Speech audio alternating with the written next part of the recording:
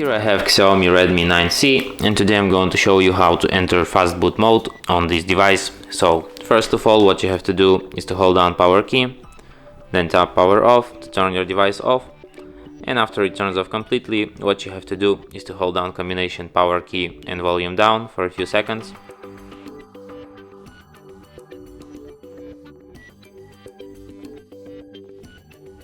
And that's how you enter FastBoot mode. If you want to exit FastBoot mode, just hold down power key for about 5 or 10 seconds. And your device will be restarted as usual.